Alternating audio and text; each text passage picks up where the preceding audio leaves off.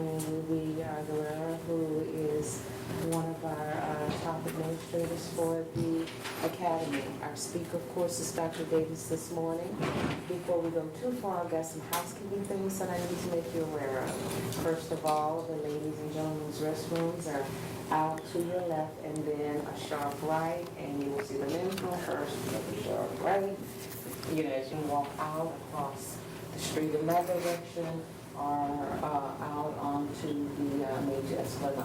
But please, we observe all of the standard practices for them. Our speaker this morning is Dr. Davis, and I think, it goes without reservation, that he is the dynamic leader of our organization. I'm going to allow him to tell you a bit about himself. His topic, of course, is human systems risk. Dr. Davis, I'm going to turn it over to you. Okay, well, thank you, and thanks for coming this morning to this course. We put it together really to go over our approach to human system risks and how we've evolved over, I would say, over the last 10 years or so, really. So there's a bit of history in here.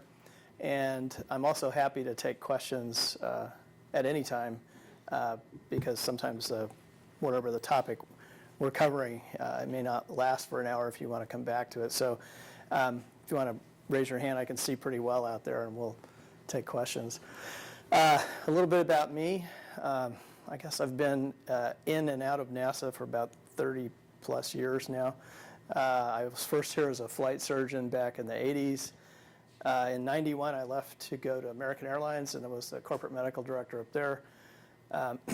Then went to University of Texas Medical Branch, just down the road here, and got into graduate medical education. So for those of you that know the aerospace medicine residency, for instance, we got that started back in 96, and we've had a lot of flight surgeons come through from that program since then.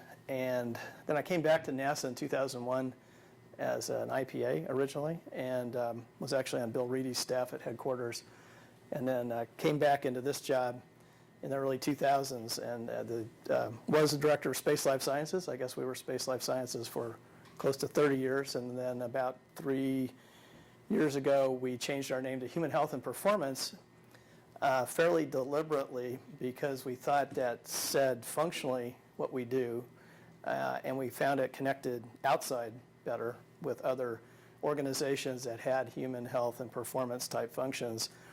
And it helped us, we think, move in the direction of the human system or the human as a system. And that was a very deliberate change as well. So I'll kind of go through that history and why we thought it was important. The main thing about the human as a system is as we fly more and more complex missions, whether it's duration or distance from the Earth, the human is very much a system on that spacecraft. And the human interacts with the spacecraft and vice versa. And so we really want to shift to that thinking of the human as a system and human-centered design, especially when we're looking at new vehicles and new habitats and new missions.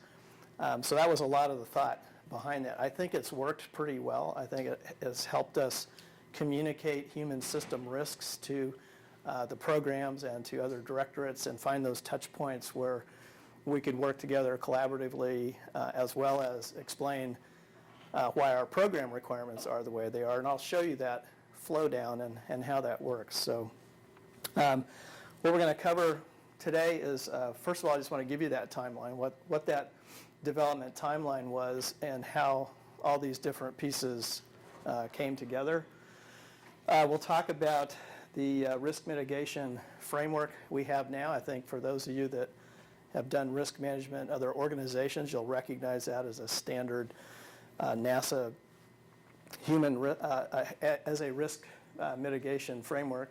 It is housed under the Health and Medical Technical Authority. We'll talk a little bit about that.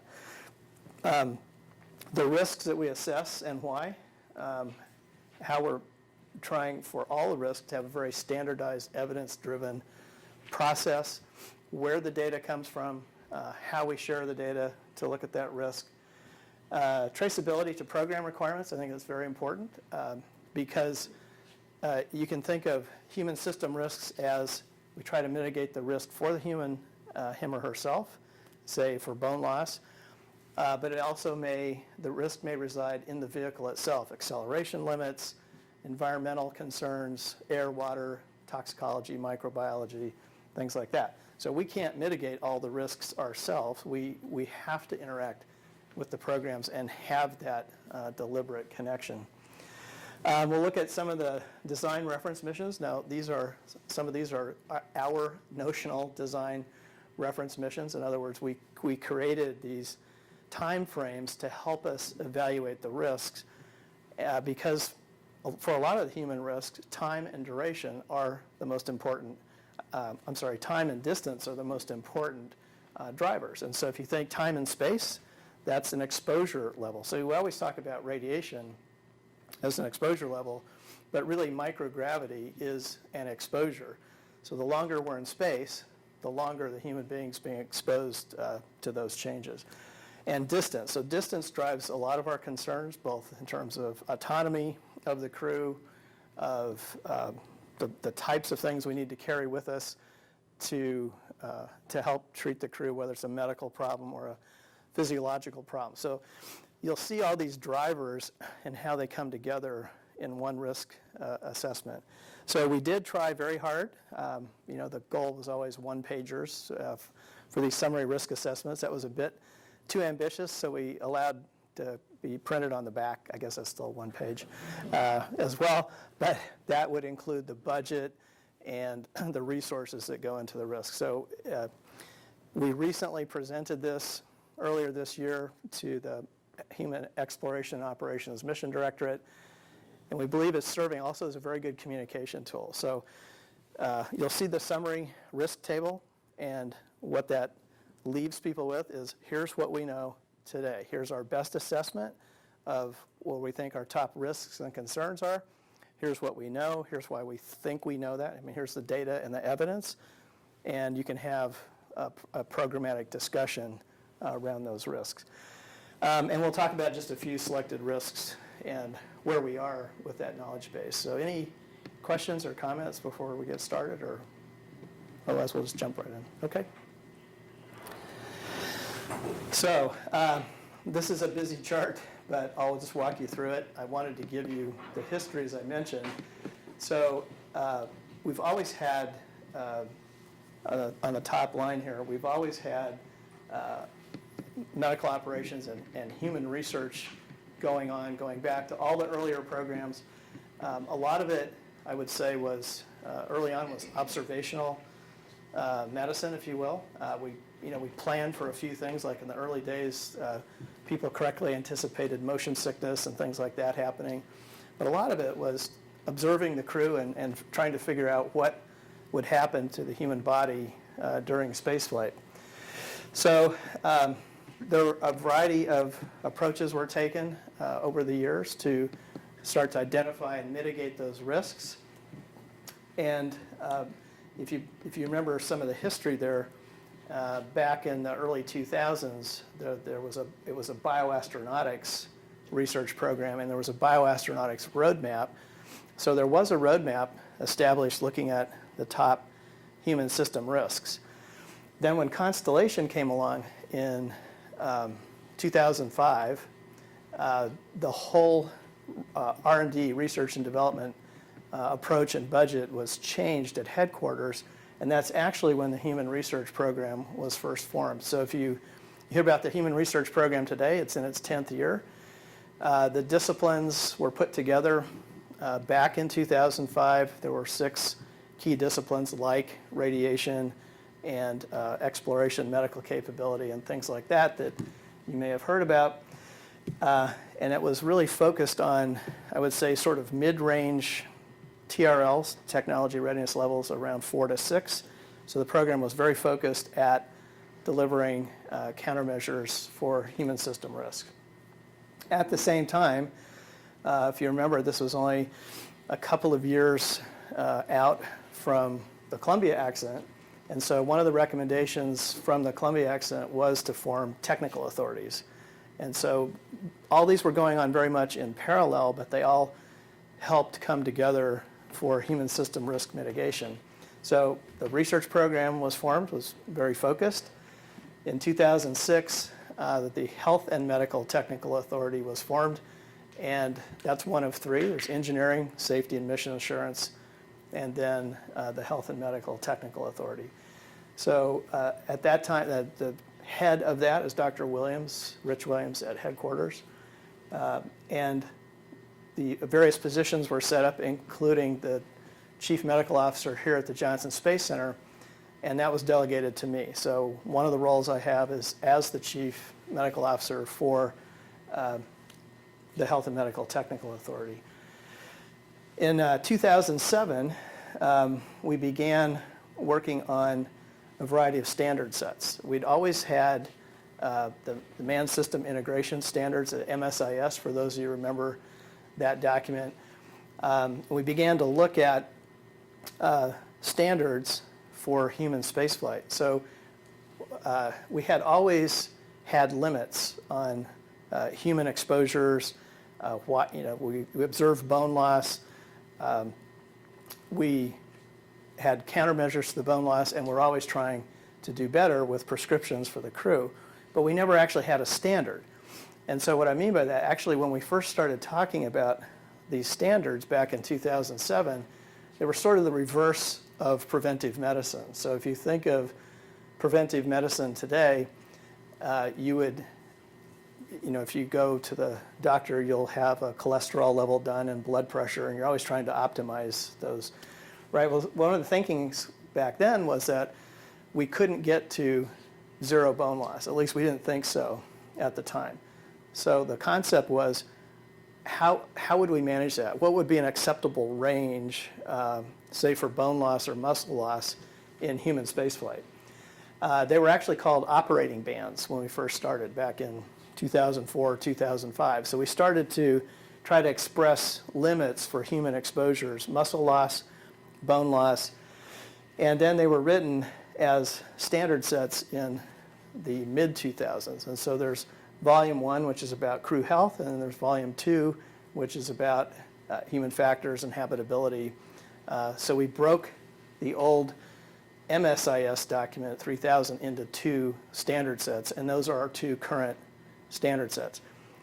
They reside with Dr. Williams at headquarters, and so as you see how the flow down works, we began to talk about standards to deliverables. So I'll show you all the piece parts and then bring it back together with some of the individual human system risks. But the concept of standards to deliverables is we wanted to say if there was a requirement for a treadmill on a vehicle, that you could ask the question, well, why is that? And you could go back through all the evidence base, back up to a musculoskeletal standard for bone and muscle loss, and be able to say why you needed that piece of equipment, why you needed those countermeasures and mitigation. So that was the whole thought, is we would be very deliberate in our flow down of standards to deliverables for the human system.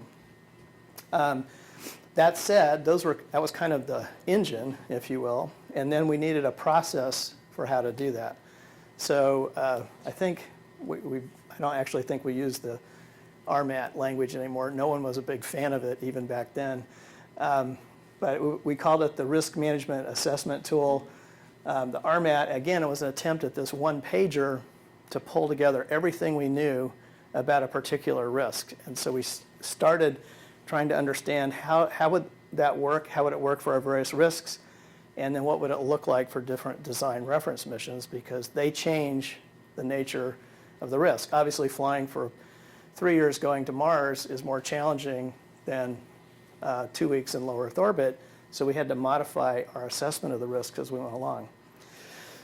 In 2008, we established what was then called the Human System Risk Forum. So that was a forum to get together to talk about our evidence around our risks. I think back at this time we had something like 100 risks, so they were more split out into individual pieces. We now have 30 that we've agreed is more or less the portfolio or the body of work that the Directorate, the Human Health and Performance Directorate, and the Human Research Program work on to enable our going forward for long duration missions. We we were looking at the 100 risks, and they're now down to about 30. So in 2011, the Human System Risk Board was established.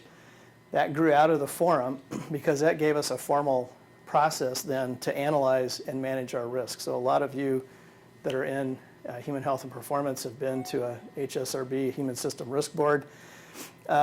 It's now given us a forum and a process to talk about the evidence base, review our assessment of the risks, agree or disagree on the status, and then come back with more information. So we intend this to be a very dynamic process for people to be able to come and engage and bring in the best evidence base possible to mitigate these risks. So that's the history and flow.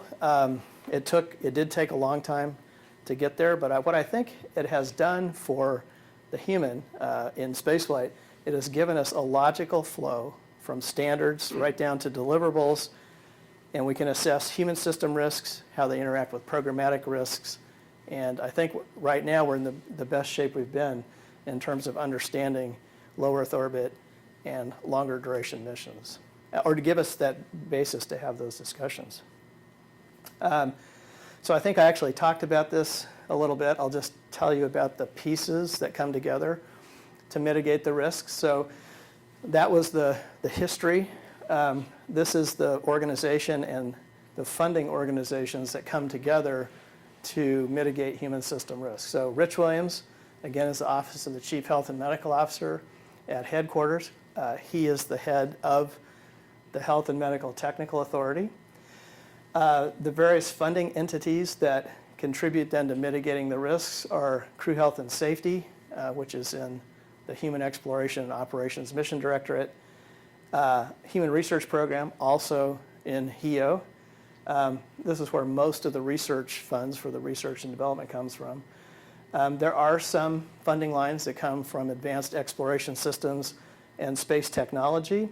And then there's funding that comes from the International Space Station and the other programs. And so our job is to pull all those resources together and apply them to appropriate risks. So remember before when I said some risks require the program. So we obviously have to fly the mitigation, whether it's a treadmill or the exercise bike or whatever it is we're flying, or we're monitoring the air and the water, the acoustics. So we have a full range of measurements and monitoring for a crew member who flies for a short or long duration mission. And then there are also some external partners. So we work with CASIS on prospective flight projects and things like that. So again, our standards flow down not only to our human system risks and how we manage those, but also they flow into the program requirements, and we'll show you that linkage. So, this is just another way to look at that in terms of and we can make the slides available for you later too, because I know these are busy slides. And I think our folks, when I say one-pagers, not everything has to be a one-pager, but anyway, this is a little bit busy, but it does show you that we have a risk management guidelines, a process for flowing and evaluating our risks. Some of the risks, this is just a graphical representation of what I said, reside on the human side. We're going to manage bone loss for people, but others are on the flight side because we need the program to put monitoring equipment or other equipment into place. So we can't ever manage it one without the other. We have two basic boards that does this. I mentioned the Human System Risk Board. That's our internal board. We also have a Flight Activities Control Board. That's how we baseline our requirements for the program before we flow it back to the International Space Station or to Orion or to any of the future flight programs. So we break it into two basic pieces, programmatic and human system risks. Okay, I like this slide, it's not as busy. So we call this our reverse swoosh, I guess. But I wanted to put this up there because this was another step in our evolution of managing human system risk. And we always jumped in to the questions right here. We always said, we have 100 risks or 30 risks, and we talked about bone loss and radiation exposure and all these things. But I got asked actually by one of the external review committees one time, well, what are the hazards you're worried about? What drives those risks? What bothers you? And we thought about that, and we thought, there are about 5, and we ended up with these 5 risks. So we alter gravity. So we take a human being into spaceflight. It's microgravity or 0G in low Earth orbit, but on the moon it's 1/6. On Mars it's 3/8 G. So those are all modifiers of the risks as we go forward. Radiation stands alone pretty much because it's a significant environmental exposure. Isolation, the crews are isolated, and so that drives a lot of our behavioral health concerns when you see that come up in the risk list. Closed environment, that's the air, water, micro, tox, the things we worry about for a closed cabin or a closed environment. And then distance from Earth was the best we could come up with to talk about drivers to the medical kit or the plans we have to put in place for a medical system. Because distance from the Earth drives your thinking in different directions. So when we're in low Earth orbit, we can come home. When we're on the moon, it's probably a 3-day return.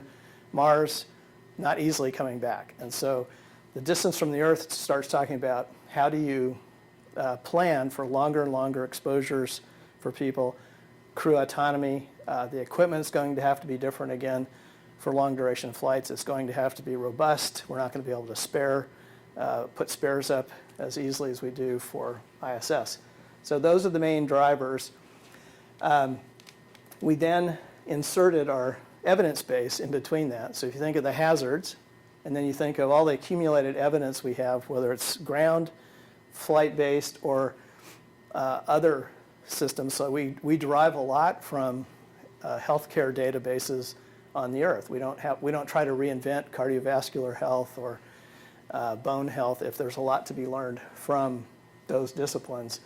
So we try to bring all that data together, then come back and have the risk discussion, and then talk about how we flow down to deliverables. And even though it's about human system risk management, I'll throw one plug in for the open innovation work we've done. I always have to do that. So the deliverables actually created an opportunity for that and to look at novel problem-solving tools. So if you hear about NASA at Work, if any of you have used that tool, that's an internal crowdsourcing tool. We also have other platforms that go externally, such as Innocentive and Yet2.com and platforms like that, where we can go out and search the world for other ideas. One example of that is we went out and looked for non-invasive ways to measure intracranial pressure. So the vision risk we have today, the vision risk plus intracranial pressure changes, we don't have a non-invasive way of measuring that. And we've scoured through various ways to go look for new technologies, and we ran competitions there and came up with, 2 platforms came up with the same solution out at UCLA, and those folks now work with us on that particular risk. So just put a plug in for some of the novel problem-solving tools we've put in place as well. These are the design reference missions we came up with. Some of them are existing, some of them are, I guess the best way to describe it is we tried to put DRMs, design reference missions, together that would bracket future missions without having a specific mission. So of course, we're flying in low Earth orbit now, 6 months. We have a 1-year mission going on. And the rest of these are projected. So it could be deep space, but still in microgravity. That could be a deep elliptical orbit, perhaps. We could plan for a short duration visit back to the moon. We could be in a deep space journey for a year. And we really put this together to contrast with low Earth orbit. So even just to bracket the problem, stretch ourselves, look at the evaluation of our risks in deep space versus low Earth orbit. And then finally, 3 years for a planetary visit. Obviously, that would encompass a Mars mission. And so you'll see this table repeated when we evaluate our risks. And so we use these, remember the hazards before of distance from the Earth and time and space and those kinds of things. This helps frame at least the duration and exposure so we can evaluate the risks against those. One question. Yes. The next to last DRM there, it has microgravity, even though it's deep space. The difference to zero gravity, does the DRM involve spinning space stations or apps? That's a good question about providing artificial gravity. So we have a little bit of data around artificial gravity, but a lot of that research was not continued past the Constellation program. So a really interesting question about gravity effect on a lot of these risks is, what is the exposure curve look like? A lot of biological systems follow an S-shaped curve, or what we would call a dose response curve. And we don't know along the points of that line what 1/6 G does versus 1/3 G versus a full G. So it's a great question.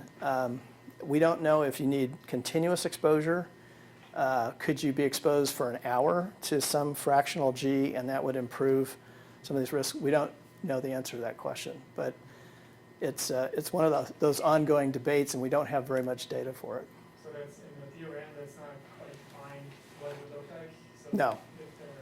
This assumes, all these do not assume artificial gravity. I should say it differently. Okay, any other questions before we move on? Okay. So this chart then, if you remember the flow down chart, same 5 hazards: altered gravity, space radiation, distance from the Earth.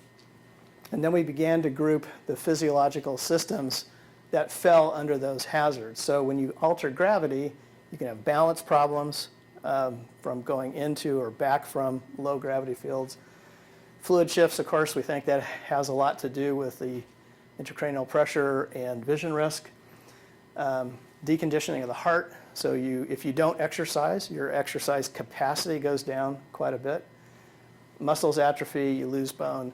So that's where a lot of the physical countermeasures come from that we've developed with exercise. Radiation, we have both acute and long-term effects, and we worry about solar flares, which we can protect against fairly well with shielding.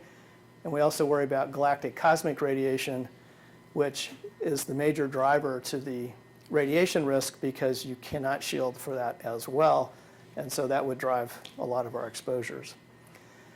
Distance from the Earth, we talked about that. We'll come back to the medical treatment. The hostile closed environment. Of note, we've begun to worry about carbon dioxide levels, CO2, a lot more.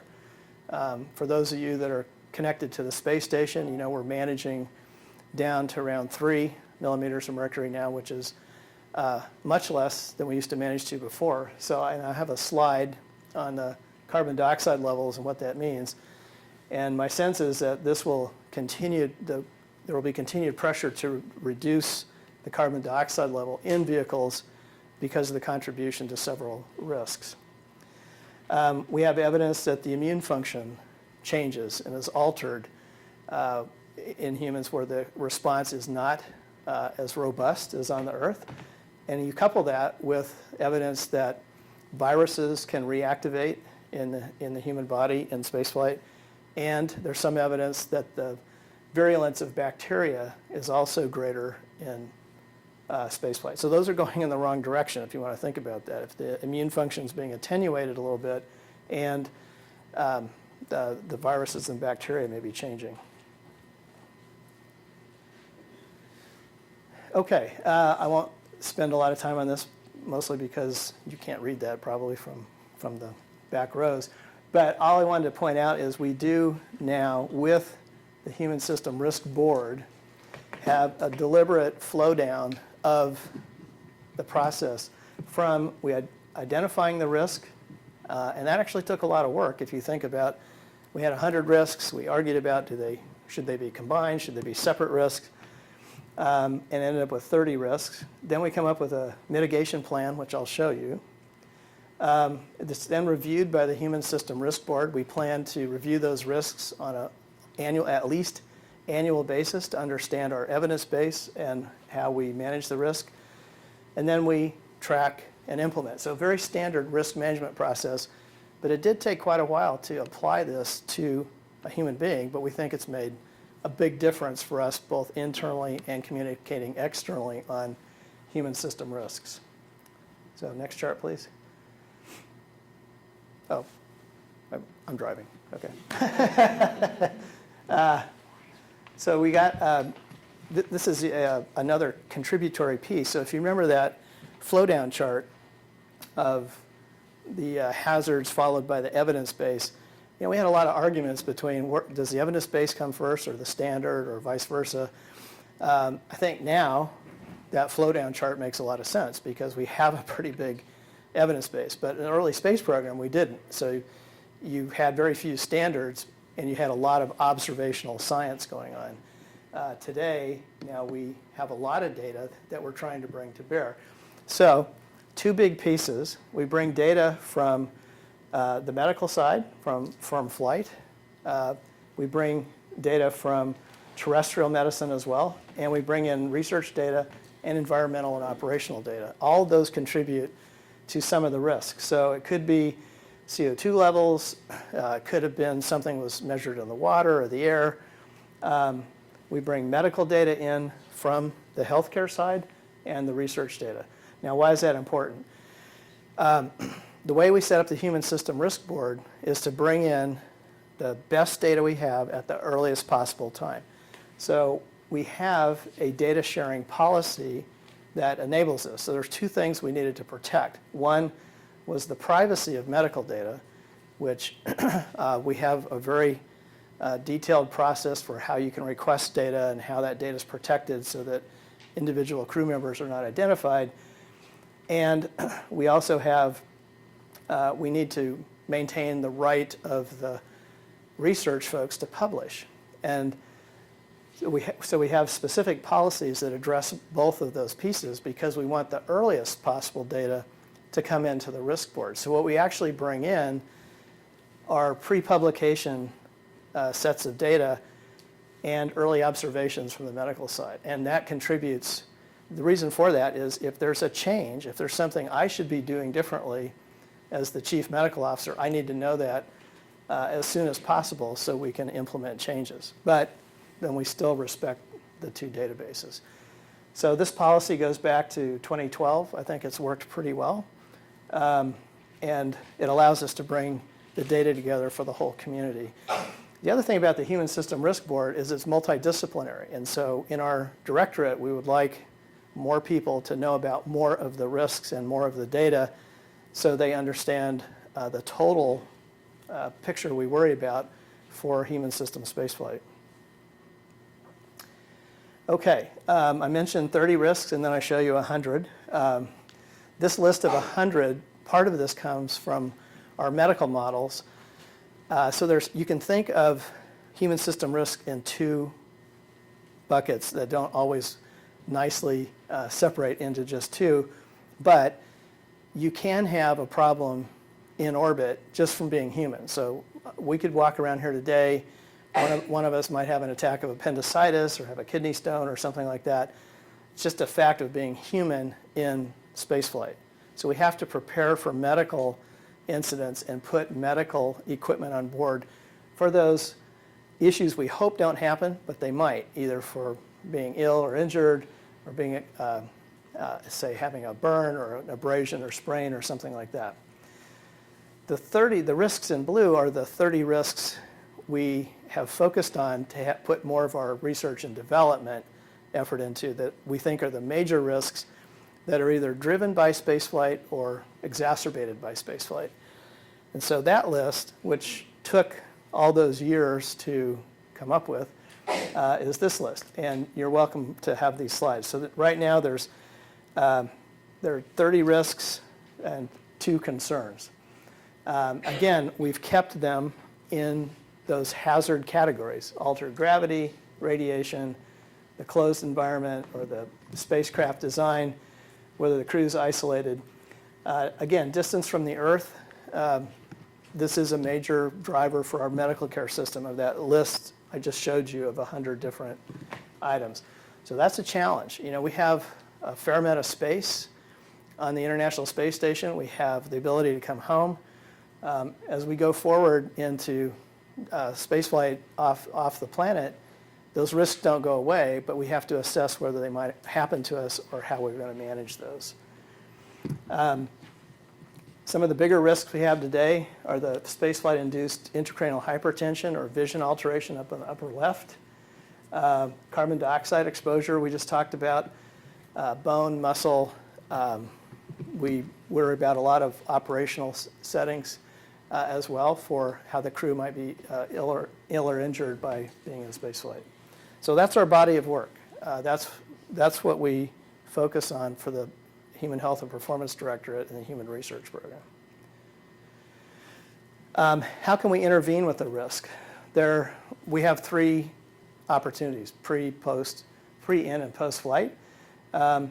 If you look at radiation, we look at measuring the radiation exposure, tracking that for each individual crew member. In flight, we can look at different methods to shield. As again, I mentioned, for solar flares, we can do pretty well with that. For galactic cosmic radiation, that's the driver to the radiation exposure. Post-flight, we're talking about, can we do better with personalized cancer screening? As you know, medicine's moving now into the field of genomics. It's possible in the future that you can identify particular risk factors for an individual crew member, and we might be able to do more personalized health care based on some of those learnings. Okay, I'm actually going to skip ahead here 1 slide. Any questions so far on the risks or how we approach it? Is there a question back? No? Okay. One other thing to point out, we adapted our risk assessment to a 3x4. So you know most NASA risk profiles are 5x5s. There's a reason for a 3x4 for us. So the bottom, again, I know that's hard to read, but a high risk is greater than 1% risk of occurrence or reoccurrence.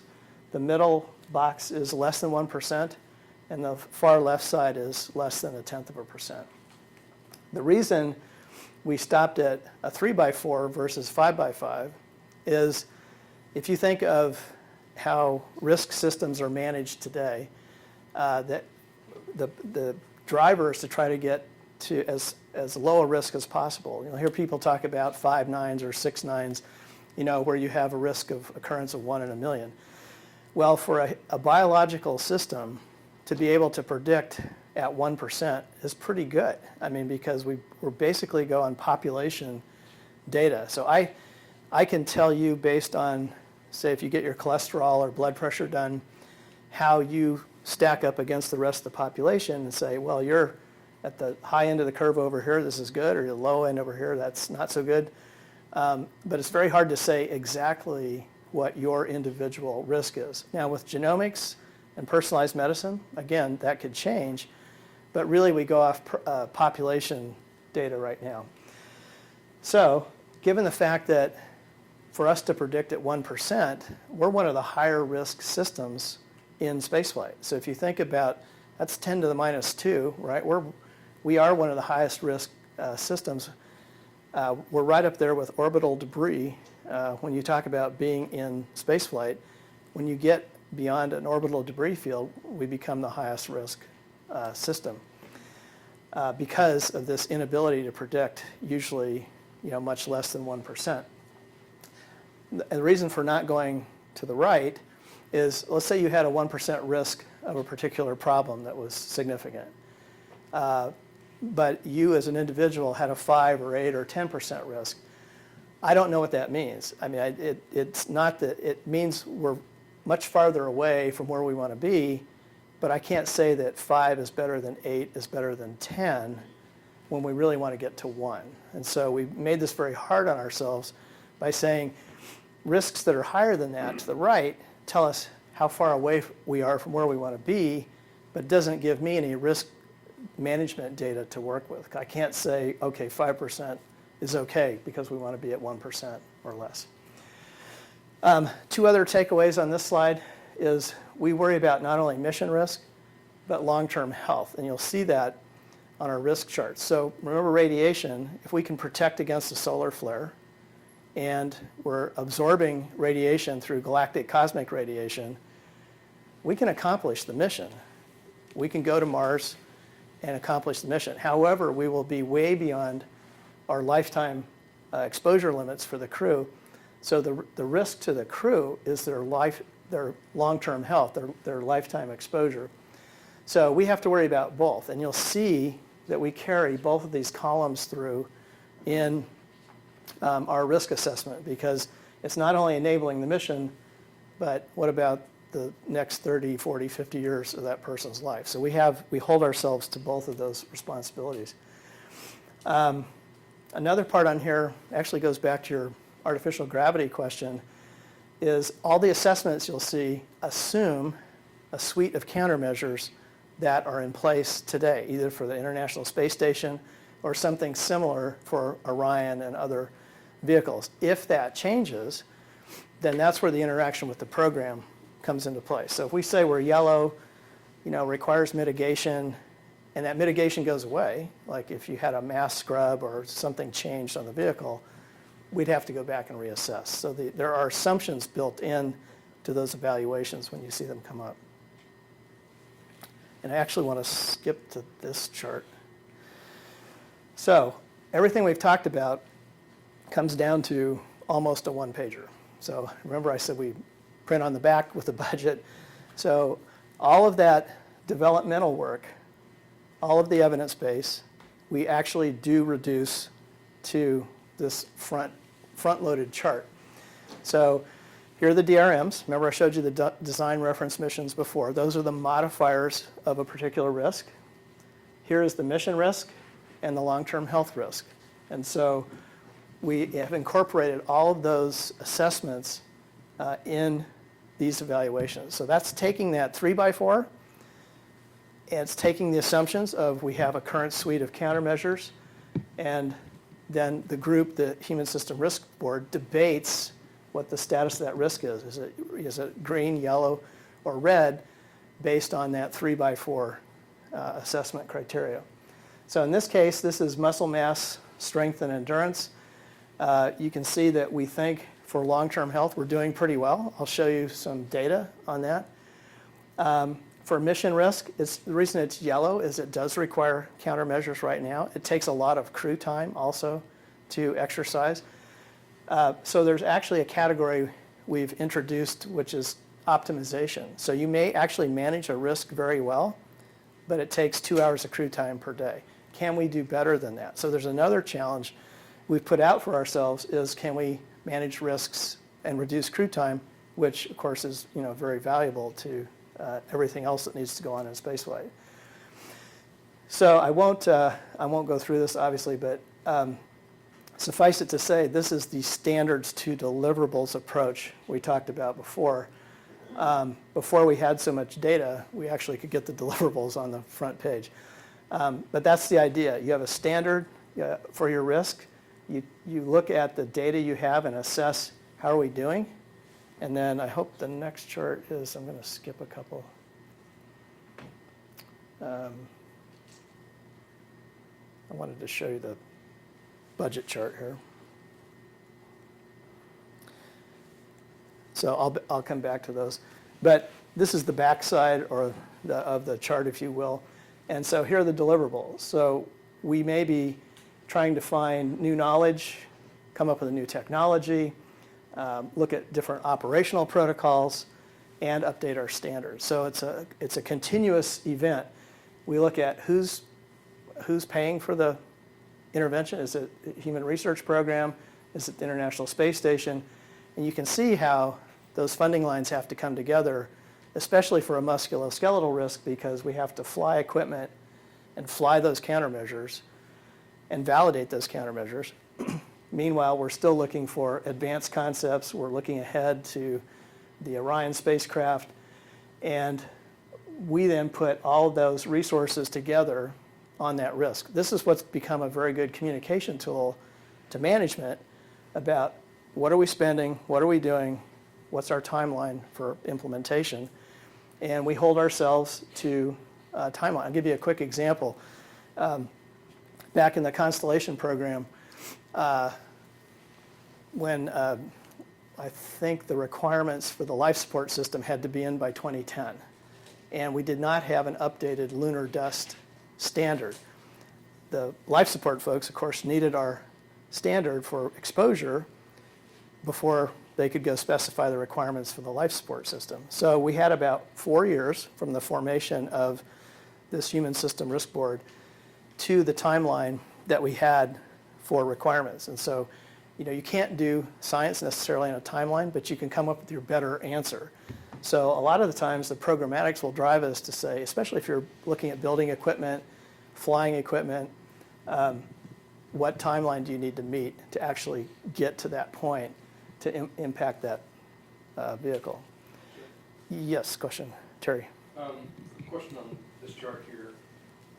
To maximize the resources available with an SA and HRT, crew health and safety, and what have you, the different programs, is there any plans to take this to the next level to generate more of a detailed risk burn down plan where every activity either maps to the reassessment of the risk or a direct burn down of the risk? Yeah, so great question. So there is a path to risk reduction in the human research program. What we want to do with this information now is come up with an integrated look.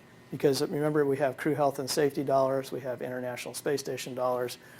So the goal for the next go-around in the budget is to say, how do all those resources come together, not just the human research program, to mitigate those risks? And so I believe we will get there in this coming winter to do just exactly that. A very integrated, detailed look across that we can play back to management. So that's a great question. Is there another question? No. Okay. So what does that look like? So everything I said for the last 10 years is on this page. So, actually, this is a very good chart. This was the summary of all the Human System Risk Board discussions and back and forths on the evaluation of a particular risk. And so you can tell if you go from low Earth orbit for 6 months up to a Mars mission, the logic flow is there would be more red risks, right? There would be more risks that we're not sure we have the right mitigation strategies for yet, or they're not validated. So the other thing is when we have those individual risk discussions, we will come back and modify that chart. This has actually turned into another very good communication tool from us to programs or to management by being able to say, here's what we know, let's talk about it, let's talk about our plans are for risk reduction, where those resources coming from. And and they're broken into operational risk and long-term health risk. And they would, of course, be different based on, say, for acute and chronic carbon dioxide, which is this row right here. Obviously, when you come back, you're in normal carbon dioxide environment. That's not an ongoing risk like having lost muscle or having been exposed to radiation.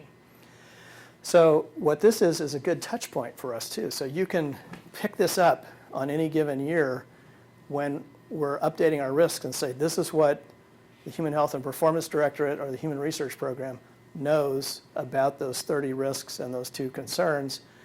And you can have that dialogue about where are we in mitigating our risk. Obviously, when you look at the R&D budget, a lot of it gravitates towards the farther out risks, the long-term risks that we need to mitigate. Any questions about that chart? I mean, yeah. Difference between a yellow A and a green A in terms of you've accepted something, but with your higher than 1% risk. I mean, just looking at this, the color coding versus the actual percent. Am I making? Yeah, so you can be less than 1%, but have a slightly higher consequence from that other chart. So it's not, you're not always, I can go back to that, No, 3 by 4. But that's what kind of drives that. So you can be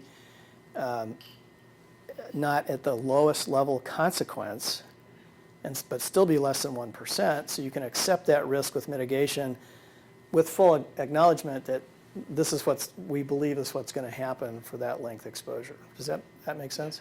Okay. Okay, let me back up one. I want to back up to the program requirements. And I think I just missed it there. So the other flow down, so now if you think about those 30 risks plus 2 concerns, that's our whole portfolio of work. And they reside on the top box here. So this is impaired muscle mass and bone fracture risk from losing bone. So the risks and the data flow to our standards. So we've identified the risk, and here are the 2 standard sets we use. So it's volume 1, crew health, and volume 2, human factors. So most of the human health and spaceflight risks would occur in volume 1. And we actually changed, we invented some terms for our own benefit, I guess, in terms of thinking about being in spaceflight. So we have permissible exposure limits. That's pretty standard discussion about exposures, say for radiation or for acoustics and things like that. However, when you think of bone loss, muscle loss, change in exercise capacity, we call those permissible outcome limits because at the time we didn't think we could get back to 0 or maintain Earth normal standards. So there are a lot of standards in here that are called permissible outcome limits, which assumes perhaps not quite Earth normal when you come back. But we've assessed it as being a reasonable risk or a reasonable range to live within. Okay, that's for our benefit. So if the data changes, the assessment changes, the risk description might change, and the standard might change. So this is a very dynamic process. If we find additional data, whether it's impact forces or data from spaceflight or analog environments, that will come back and influence our standards, and the standards may actually need to change. So we constantly try to update these 2 pieces. The third piece then is we need the program requirements written as well. So if you think about, all right, you're going to lose bone, here's what we know about it. So here's the standard for bone loss, and we have to translate that then back to the earlier question, you might have accepted a risk as long as you have a guarantee of the mitigations available on that vehicle or that habitat.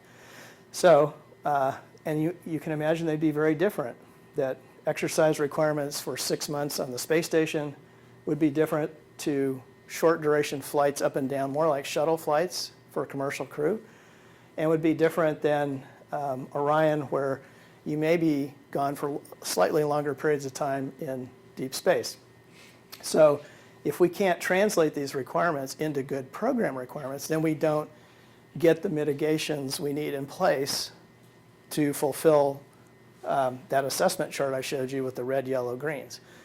So those red, yellow, greens, again, are based on that this happens, that we have translated well to program requirements, both current and future, that we have the mitigations in place for us to protect that system, like bone, muscle, cardiovascular, and things like that. Any questions on the flow down or the interconnection?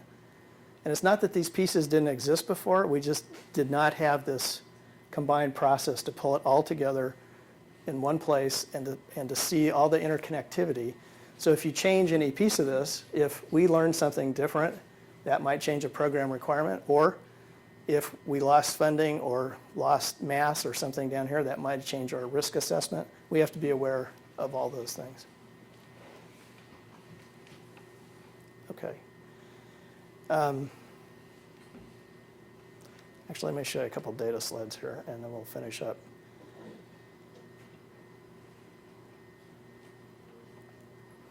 So any questions on that so far? Or anything I've said that doesn't make sense? Okay. That was 10 years worth of work in 30 minutes or an hour. So, but I will say that I mean, having been part of this for a long time, that I really do think we have fully identified the body of work we need to do for space missions. And if we learn new things, like the vision risk was an emerging risk a few years ago, we can add that to the mix and put an operations and research plan together. The other thing I'll say about the Human System Risk Board is it also deliberately brings together the clinical operations folks and the research folks, along with their databases. So the idea is we look at the best data we have, we understand what the research community needs and what the clinical side needs, and we try to make all those adjustments through that risk board. Okay, so here's just a couple of examples that we are able to produce this information fairly quickly now, having gone through the Human System Risk Board. So this is a radiation assessment. We have NASA standard, in our standard set, that the standard is 3% risk of increased cancer risk due to radiation exposure. That standard's been in place for a long time. That's hard to translate necessarily to mission planners. So we tried to take a format of saying safe days in space. And there's a lot of information on this chart, but I'll just try to give you the sense for a Mars mission. Now, we've had various models over the years with the best data we have to try to project how much radiation would drive you to that 3% standard. And as you can see, it was updated in 2012. There is a difference between men and women based on radiation exposure. It has mostly to do with breast cancer in the risk assessment. But we've translated that into safe days in space. And you can see we're a ways away from a Mars mission at present from being able to understand or protect against that radiation environment. There's a difference between solar men and solar max because of you actually get reduced, let's see, where are we? It changes based on the solar cycle because you get more or less deflection of the galactic cosmic radiation coming in. So we also have to project out several years and say what solar cycle will we be in when those missions fly to get the best risk projection. Right now we're estimating that at solar min we might be at 7 to 10% risk, excess risk of dying from cancer as opposed to our 3% standard. It might be a little bit closer if the missions occurred at solar max. So we're working towards understanding the risk. There's a lot of uncertainty in that measurement. That's why we do the research to try to reduce the uncertainty of the radiation measurement.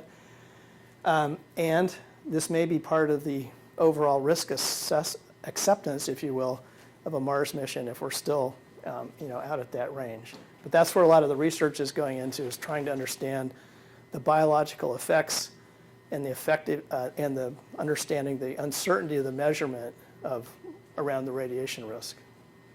Any questions about this chart? Yes. Is there any, I should notice because I'm working in track, I'm working on this problem kind of, but is there any anticipated likelihood that the standard will change from 3% up to closer to a Mars mission risk? Right now, I don't think so. I don't know that the standard would change. One of the reasons is that 3% risk was based against other hazardous occupations back in, I think, the 1989 NCRP report. If anything, the comparative populations have become more safe. I mean, that 3% has actually gotten lower. And every time we've gone back and asked that question, the advisory committees have come back and said, we think that's still the right standard. So right now the goal is trying to understand the exposure itself, and if the uncertainty shrinks, if we understand the biological effectiveness better, then those numbers could go up. Okay. Well, Jeff, what Yeah. happens if you hit a point though where you're just not going to meet your target standard or acceptable risk? Right. So especially with radiation, the question was what happens if you're not going to meet your targeted risk? To me, that becomes an agency risk discussion. In other words, the fact that we may go beyond 3%, that's not us saying we can't go to Mars. We're saying the risk might be, hopefully we're going to know more. Hopefully it'll be more like maybe it's 4 or 5, or maybe we do get closer to 3. But let's say it's 5. So then the discussion within the agency is, okay, for these missions, this is a national imperative. That's the risk of this particular mission. And the Institute of Medicine actually helped with a whole ethical framework around making those decisions, which Dr. Williams has put in place. And so there are now ways to have exactly that discussion about if this is the mission we want to go do, here is the ethical discussion we'll have around that and make a decision as an agency. So it's a great question. And as you go farther, as you go out to 3-year missions, there may be more things like that than just radiation that we have to have that discussion about. Does that make sense? Yeah. Or, okay. Here's Yes. a basic question. These percentages, are they related to individuals or individual on missions? So is the 7 to 10% risk of increased death, well, let's not use you only die one time, obviously, but in terms of incurring some physiological or disease process, is that reported then? Let's say someone has more than one mission, so are you counting that in terms of the number of exposure or the number of missions they might have, So what? or an individual? It's not okay. So let me back up here. So that 5 to 7% is driven by the model. In other words, if this amount of radiation is, an individual experiences this amount of radiation, their risk might be in that range. And so what we do is we take the radiation measurements from a mission and we add it up for each person to see if they're getting to that level or close to that level. Yeah, I realize that is radiation was on the screen, but other disease processes that are in your risks. Some of those might be cumulative, or it might be individual. That he has isolation causes a risk to his sleep problem on a given mission, but not necessarily on every mission or throughout. Yeah, that's a great question. So the question is, might other risks be cumulative? And I think we're early in that phase of understanding, is there an accumulated risk for that individual over time, bone loss, vision risk, things like that. I think we're still early to say that. Radiation is the only one that you can actually just measure and add and track towards a specific goal. But that's a great question about cumulative risk. I think we'll know a lot more about that as we finish space station flights and have acquired a lot of 6-month data points and on repeat flyers to understand that.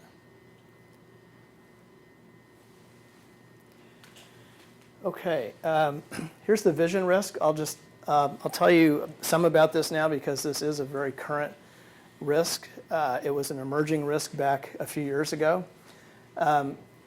Just to give you an example of the eye, that's sort of a cross section of the eye here in the middle, and we believe right now that one of the risk factors is increased intracranial pressure. And what that actually does is cause some anatomical changes to the eye, which we've been able to measure, such as globe flattening. And you see, actually in the back of the eye, you see choroidal folds in the back of the eye. The other thing we've seen in about 20% of the crew, we've seen edema in the retina, which means that that's another expression of the fluid in the retina of the eye. So right now, we monitor all the crews. We actually were able to fly some fairly sophisticated devices to measure the intracranial pressure indirectly, to look at the actual anatomy of the eye through ultrasound, to look at the back of that retina through optical coherence tomography. So we were able to get, in a fairly short period of time, a number of pieces of equipment on orbit to help us understand this phenomena. So this one is likely to be very similar to bone loss and muscle loss. The longer each time you spend in space, the longer you're potentially exposed to this increased intracranial pressure. And we're going to have to see how do people ultimately react over long periods of time against this. We do have treatment protocols put together if we need to actually treat someone, but this is still an emerging risk that we're trying to understand as best we can. And I think I'll leave you with this one. This was carbon dioxide, so that gives you a feel for sort of two physiological risks. We talked a lot about bone and muscle loss as an example. We've talked about radiation as an exposure. You can think of the elevated intracranial pressure and the vision risk as an exposure. And then here's one that's an environmental risk, which is the carbon dioxide. And the main part of this slide is that you can have acute and chronic exposure. What we're really worried about today are the chronic exposures at lower levels, although you can see that if we're in this room here today, we might be a little higher than 0.2 millimeters of mercury, but the carbon dioxide level is usually very low because we're in a large space. There's air movement that exchanges the air in a particular space. And in spaceflight, both in early shuttle days and in submarines, we allowed the levels to be higher on a transient basis. I mean, they were never at 6, say, and stayed there, but the standard levels were much higher. As we've flown longer and longer flights, we realize we have more and more biomedical symptoms of exposure to carbon dioxide, crew headaches, possibly perceptions of cognition and performance, possibly contributing to the intracranial pressure with the central fluid shifts. So we've begun to really monitor and manage at much lower levels. So today, we actually are staying below 3, which is good. We think we've reduced a lot of the symptomatology in the crew, and we may be improving our longer-term outcomes as well. There's some evidence that if you have an acute exposure to as little as 2 millimeters of mercury of CO2, which is obviously much greater than 0.2 that we're walking around with, that you may actually have some changes in cognition and performance from exposures to as little as 2 millimeters of mercury. So ultimately, taking these data, our interests in the future are to go to even lower levels of CO2. Now that's going to require technology improvements to be able to scrub the atmosphere, but we think that'll be important for long-term crew health, especially when they're in a confined environment for a long period of time. So I think what I'm going to do is stop there and see if there are questions. And what I wanted to give you a flavor for, and I know it was fairly process heavy, but it was to explain the whole human system risk approach. But where we are today is we do deliberately treat the human as a system. The 30 risks are key to our management of human system risk for current flights and projected flights. I hope I showed you the linkage to program requirements, because we do need the programs then to help us manage those risks. And we look at our data sets to understand where we are with any particular risk and make improvements as we go forward. So when we find out data, it could ripple back to the assessment of the risk, it could ripple back to the standard, it could ripple back to the program requirements, or all of those things as we try to manage these risks for long duration spaceflight. So questions, comments? The folks from HH&P are welcome to ask questions. This isn't the risk board. Comments or questions? Or